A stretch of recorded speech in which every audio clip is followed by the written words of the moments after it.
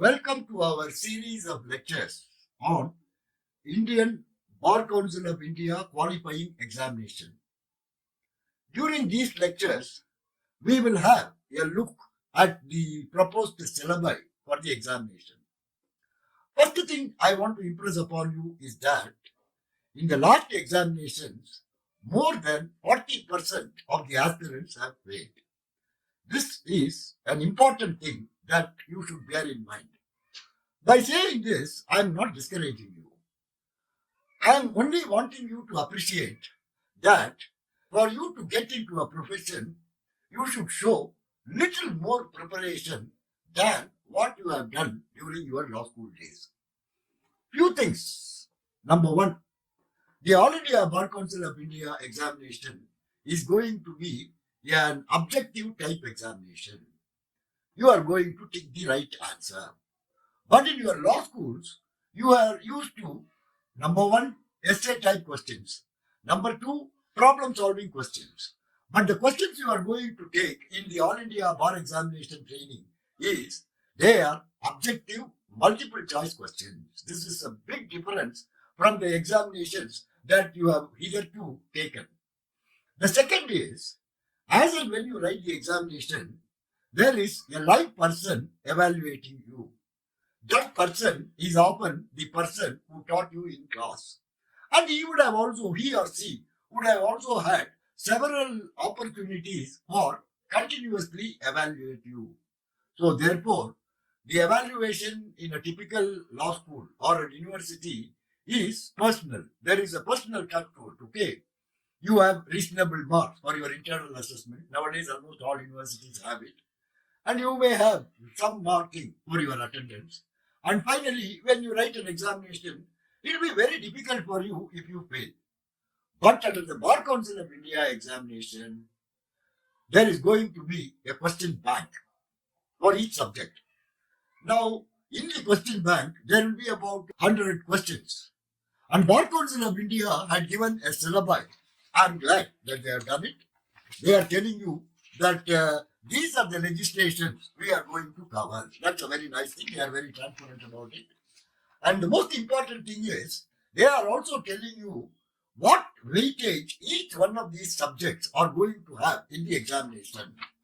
For example, they have identified 19 important areas. So what happens? These 19 areas will have 100 questions. Earlier, they toyed with the idea of minus marking. Nowadays, they have done away with that. Or number two, they have told you that this will be an open book examination. Just because it is an open book examination doesn't mean that you will have time to open the book and look for the answer and click it. If you do it, you may not be able to answer all 100 questions. So the point I'm trying to tell you here is that on the same day when you take exam, if it is going to be machine set up, meaning the computer itself can set up a question paper for individual candidates.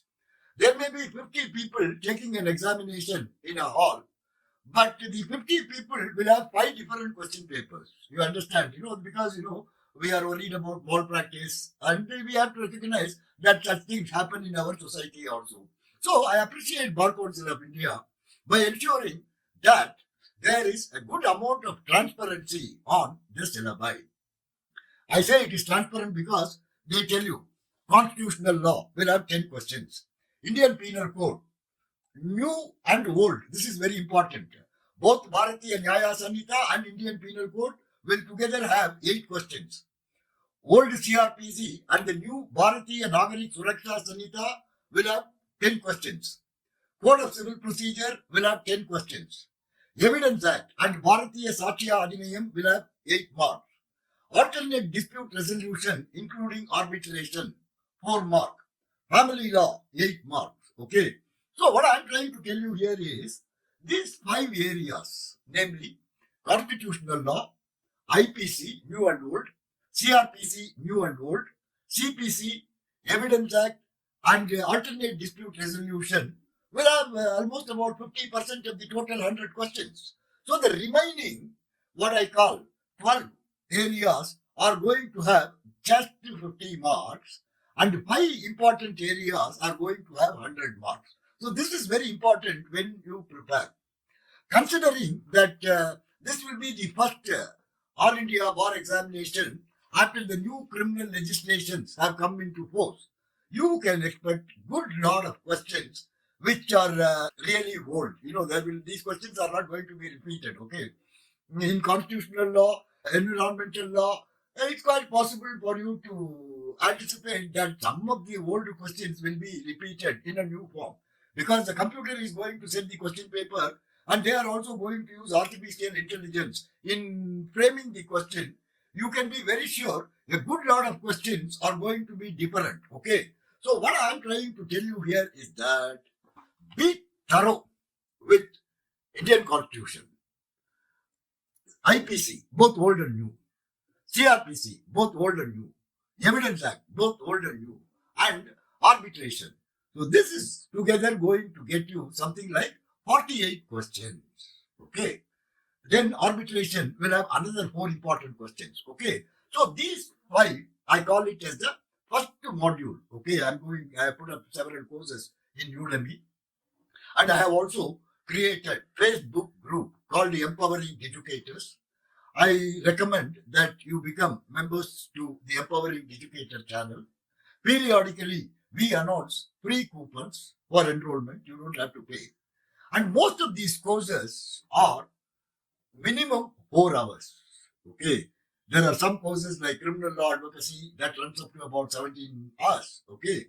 There are courses on industrial property which runs up to about 8 or 10 hours. But normally, most of the courses are of 4-hour duration. And in order for you to ensure that there is no listener fatigue, we have subdivided the course in 4 modules.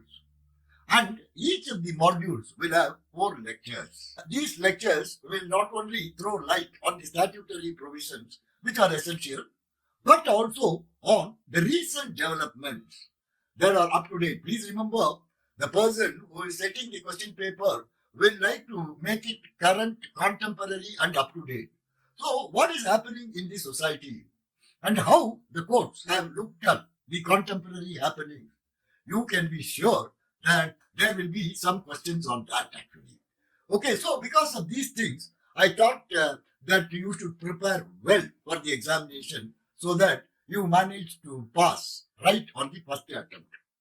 One more redeeming feature which I thought is important is that the Honorable Supreme Court of India has permitted the final year law students also to take the exam. This is again a very welcome development. Waiting for 1 or 2 years after enrollment, because during the COVID time, even the Bar Council of India, for justifiable reason, could not hold the examination. Originally, they thought that they will have 2 examinations in a year. Now there are logistical difficulties. This year, I think they are holding 2 actually, which is very nice. That means, if not this year, next year they will hold 2. But, there are problems for them also to hold an examination at a national level. And we should appreciate and, one more important difference which I thought I will impress upon you before winding up this lecture. That is, the legal profession has changed substantially. First thing I would like to remember is that the Indian independence movement was a lawyers' movement essentially. Except Dadabhai Nauroji, Subramanya Bharati, all the important leaders that you identify the Indian freedom movement, okay, are lawyers. Mahatma Gandhi, Motilal Nehru, Jawaharlal Nehru. Well, Motilal Nehru and Mahatma Gandhi made good money from the profession. Nehru did not make. Sardar Vallabhbhai Patel, Lala Lajpat Rai, Bala Gangadhar Tilak, and in Tamil Nadu, you have V.O. Chidambaram, whom we very affectionately describe as V.O.C. Mind you, all these people are lawyers, even Chakravarti Rajagopalachari, popularly known as Rajaji. See, if you look at each state, the legal profession had played a very, very significant role in the Indian freedom movement actually. So, mind you, that traditionally the lawyers in Indian society were not held in so high esteem. For example, remember my very distinguished professor telling me that if you study well during your plus 2, you become either a doctor or engineer. If you become a doctor or engineer and once you get into the profession, okay, you don't have to read so much on a daily basis, but that's again incorrect.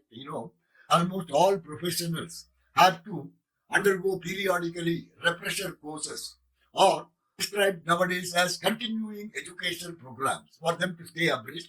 In fact, Bar Council of India earlier said that even those lawyers who are enrolled have to take this Bar Council Indian renewals, okay?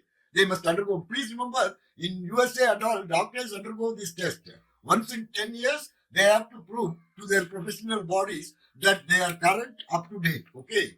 And I have known cases where at the age of 60, very qualified surgeons and physicians have failed to qualify in the renewal examination in the United States. But of course, there are vested interests in India. We can't go that far actually. Even today, Bar Council of India recommends that the lawyers must periodically undergo refresher courses, continuing education program for them to keep their knowledge up to date. So, ladies and gentlemen, this is just first of the series of lectures that I am having to help you to qualify in the All India Bar examination. Mind you, you don't have to take all the courses, but at least some courses where you think you are weak, I very strongly recommend that you take these courses. The discounted links are provided in the bio. Bye. Thank you.